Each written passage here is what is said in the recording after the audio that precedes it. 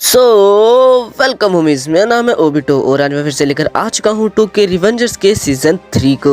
और आज हम इसके एपिसोड 7 को हिंदी में एक्सप्लेन करने वाले हैं। तो चलिए इसको शुरू करते हैं बिना किसी देरी के। पिछले एपिसोड में हमने देखा था कि एमा की डेथ के कारण डार्कन और माइकी लड़ने की हालत में नहीं रहते हैं, पर ताकेमिची सोचता है कि वो अकेले ही तेंजाकू से निपटेगा। पर इसमें ताकेमिची के सारे दोस्त उसके साथ जाने के लिए तैयार हो जाते हैं और तभी वहाँ पर मित्सुआ और स्माइली आ जाते हैं, जिसके बाद पूरी तोमान ताकेमिची के साथ हो जाती है तेंजाकू से लड़ने के लिए। अब एपिसोड 7 की स्टार्टिंग में हम इजाना को देखते हैं, जो कि टोक्यो के सबसे बड़े गुंडों को मार रहा था। ये सभी तेंजाकू वर्सेस तोमन देखने आए थे और ये सभी एक तरह से यहाँ के मेहमान थे, पर तेंजाकू ने इन सभी को बहुत गंदी तरह से मारा होता है और अब तक 10 बज जाते हैं, लेकिन तोमान का कोई अता पता नहीं होता। और आखिर पूरी तोमान आखिर आएगी किसके साथ? उनके सबसे अच्छे मेंबर्स तो जख्मी हैं। तोमान का हर कैप्टन सबसे ज्यादा जख्मी है और एमा की डेथ से माइकी और ड्रैगन तो इस लड़ाई से पूरी तरह से बाहर हो चुके हैं। सभी सोचते हैं कि अभी तोमान में मातम का माहौल होगा और कोई नहीं आएगा। जहां सभी बड़े मेंबर्स तेंजाकू के साथ अपने फ्यूचर के बारे में सोच रहे होते हैं, वहीं पर कोके इजाना के साथ अपने बचपन की बातों को याद करता है, जहां इजाना ने उससे कहा था कि वो लोग कभी नहीं हारेंगे। और अब कोके सोचता है कि मेरा मन हो या ना हो, लेकिन इजाना जो कहेगा वो मैं करूँगा। और अब तेंजाकू ने टोक्यो के सभी बड़े गुंडों को मारकर अडल्ट अंडरवर्ल्ड को भी चैलेंज कर दिया है। अब जो भी तेंजाकू के सामने आएगा उसे ये लोग कुचल देंगे, चाहे वो याकुजा ही क्यों ना हो, इन्हें कोई फर्क नहीं पड़ता। और अब यही लोग कंट्रोल करेंगे जापान के अंडरवर्ल्ड को। और इजाना सोचता है और इन सब के बीच में तुम होगे माइकी। जहाँ तेंजाकू के सभी मेंबर सोच रहे होते हैं कि बिना माइकी के तोमान कुछ नहीं है और कोई नहीं आएगा, वहीं किसाकी को इस बात पे भरोसा था कि वो आएगा। और तभी बाइकों की आवाज आने लगती है और सामने होती है तोमान गैंग। अब सभी लोग अपनी बाइक से उतरकर अपनी अपनी पोजीशन ले लेते हैं और तेंजाकू भी उनके सामने आके खड़ी हो जाती है। अब दोनों गैंग एक दूसरे के सामने खड़ी होती है। तभी केसाकी बोलता है, मैं काफी देर से तुम्हारा ही इंतजार कर रहा था मेरे हीरो। ताकेमिची सोचता है क्योंकि केसाकी काफी ऊंचाई पे खड़ा है, इसीलिए उन्हें पहले तेंजाकू से निपटना होगा, यानी कि केसाकी तक पहुंचना इतना भी आसान नहीं है। और ये फाइट वो तो बिल्कुल भी इजी नहीं होने वाली, क्योंकि जहाँ तोमान के बस मुट्ठी भर बंदे हैं, वही तेंजाकू के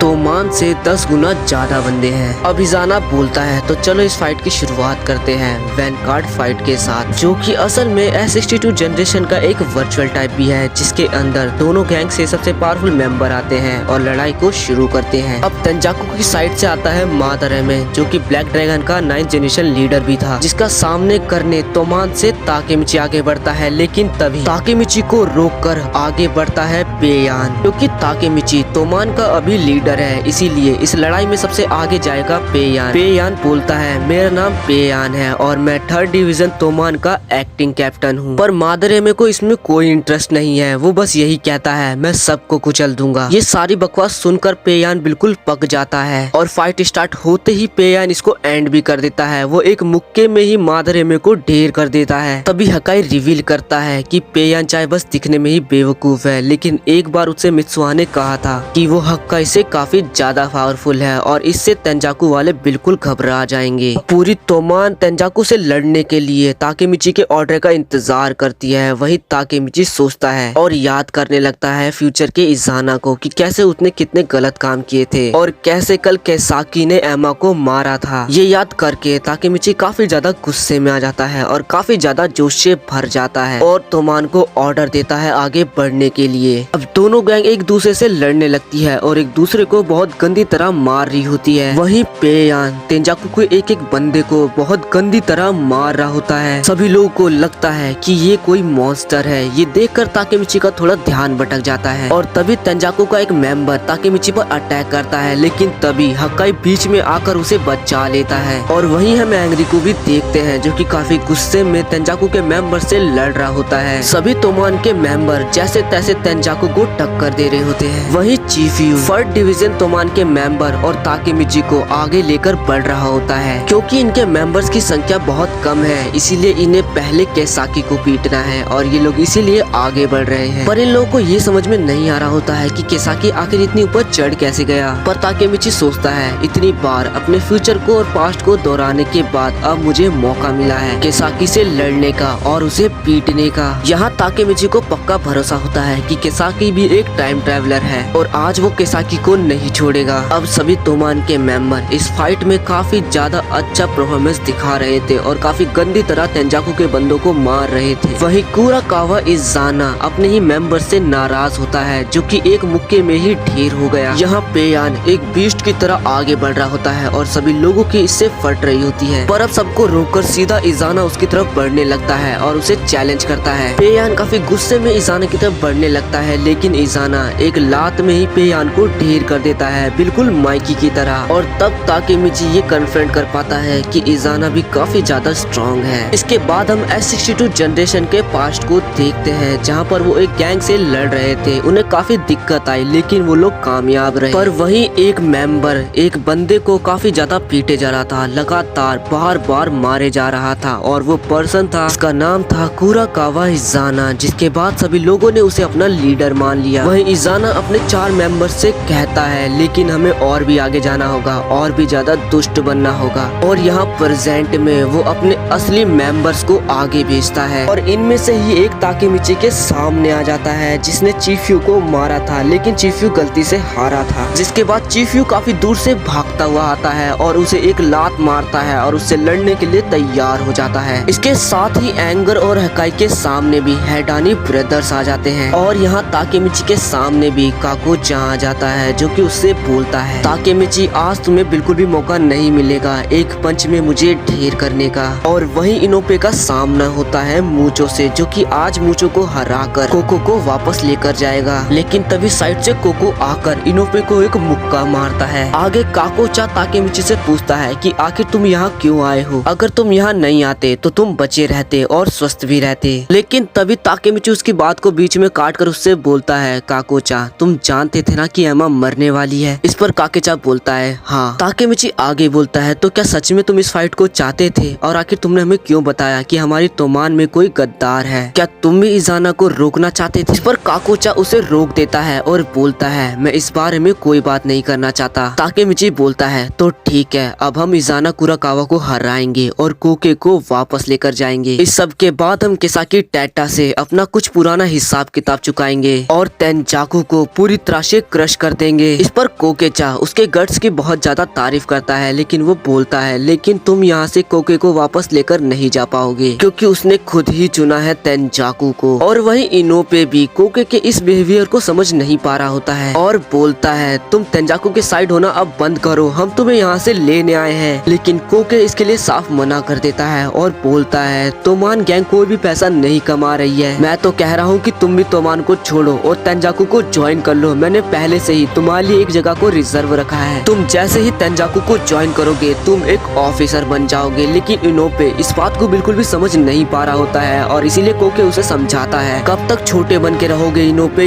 बड़े हो जाओ, तोमान वैसे भी हारने वाली है, तुम बस ज्वाइन कर लो, मैं सब कुछ संभाल लूंगा। लेकिन इनोपे इसके लिए मना कर देता है और बोलता है मैंने अपनी जान बस ताकेमिची के लिए रखी हुई है और ब्लैक ड्रैगन की कमान भी मैंने ताकेमिची को सौंप दी है। इस पर कोके बोलता है होश में आओ इनोपे, लेकिन इनोपे बोलता है तुम होश में आओ कोके, जहाँ तक मैं जानता हूँ तुम्हें पैसा नहीं चाहिए, आखिर कितने टाइम तक तुम ऑब्सेस रहोगे अकाने से। अकाने का नाम सुनकर कोके काफी ज्यादा गुस्से में आ जाता है और इनोपे का गला दबाने लगता है और बोलता है ऑब्सेस मैं नहीं, ऑब्सेस तुम हो ब्लैक ड्रैगन को दोबारा बनाने को लेकर, और उससे भी तुम्हें क्या मिला, आखिर तुमने ब्लैक ड्रैगन को और भी ज्यादा खराब बना दिया। इस पर इनोपे उसका हाथ छुटाकर उससे बोलता है हाँ मैं मानता हूँ कि मैंने ब्लैक ड्रैगन को और भी ज्यादा खराब बना दिया, लेकिन साथ ही साथ तुम्हें भी ये एक्सेप्ट करना होगा कि मैं अकाने नहीं हूँ, मैं शीशु हूँ। और इसी के साथ ये वाला एपिसोड यहाँ पर खत्म होता है। तो आपको क्या लगता है कि अकाने कौन है? तो चलिए मिलते हैं नेक्स्ट वीडियो में, जब तक के लिए मेरे चैनल को सब्सक्राइब कर ले।